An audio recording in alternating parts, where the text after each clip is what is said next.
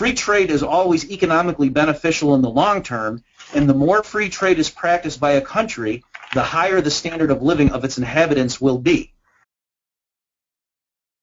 I fully concede that the government can come in and impose taxes or other sorts of regulations, interferences with what people do with their own money that might confer economic advantage to a particular group of people who live within the country.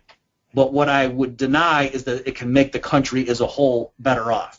Is it really possible that politicians imposing taxes or other sorts of restrictions on your economic freedoms is going to make us all collectively wealthier?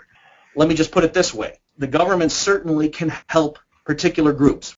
The U.S. government can put tariffs on Japanese cars, so it makes it artificially more expensive for U.S. consumers to buy Japanese automobiles. That certainly can make Detroit automakers better off.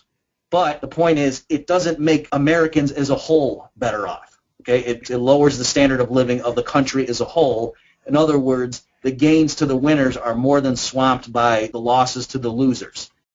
Lots of people listening are familiar with the standard case for free trade, and yet deep down something seems suspicious to them. They can't quite follow it down to that path because they think, there's something about getting these cheap foreign imports that's going to hurt us somehow. And I think that's what they're worried about. So let me just push you to try to show you that there must be something wrong with your analysis. All right. So if what you're afraid of is that there's these foreign countries out there that pay their workers very low wages much lower than U.S. workers would tolerate, and therefore they have the ability, these foreign companies, to create products and then sell them to Americans at a price that American firms can't compete with.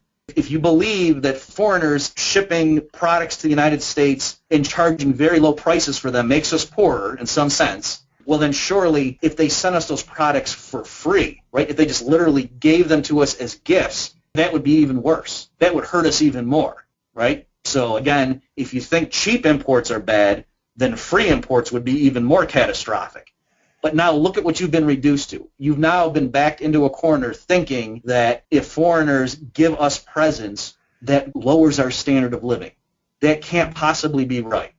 If, for example, people in Japan, for some silly reason, wanted to ship 10,000 SUVs across the ocean and just give them out to randomly selected Americans with no strings attached and said, here you go, here's 10,000 SUVs, is there any sense in which we could say that is making America poorer? No, it makes America richer. How much richer, Murphy, you might ask? Well, 10,000 SUVs richer, that's how much. It's the same basic logic. If someone walks up to you and gives you a $100 bill and we say, whoa, did that make the person richer or poorer? The answer is it made him richer by $100. Likewise, if someone walks up to you and gives you a television set, says, here you go, no strings attached, it's my gift to you, did that person just make you richer or poorer? Made you richer. How much richer? One television set. If it has a market value of $100, now we could say $100 richer because of that gift.